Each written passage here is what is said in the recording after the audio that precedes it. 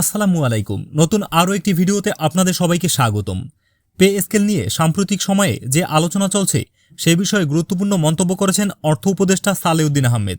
তিনি জানিয়েছেন, pay scale নিয়ে গঠিত পে কমিশনের কাজ একেবারেই থেমে নেই।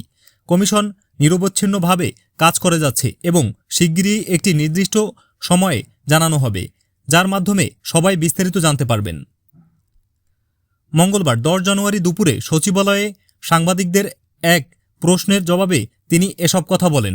অর্থ উপদেষ্টা জানান, পে স্কেলের বিষয়ে শুধু একটি নয়, আরও দুটি কমিশন কাজ করছে।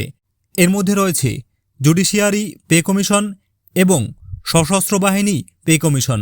এই কমিশনগুলো তাদের সুপারিশ পাঠানোর পর সরকার চূড়ান্ত সিদ্ধান্ত নেবে।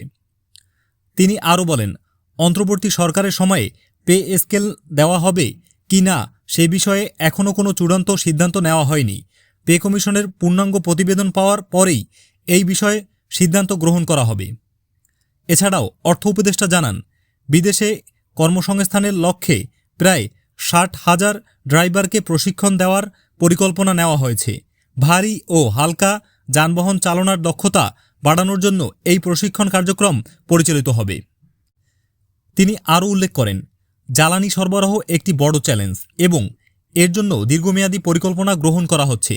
পাশাপাশি আগামী নির্বাচনে কেন্দ্রগুলোতে পুলিশের ব্যবহারের জন্য বডি ক্যামেরা কেনার বিষয়ে স্বরাষ্ট্র মন্ত্রণালয় সিদ্ধান্ত নেবে।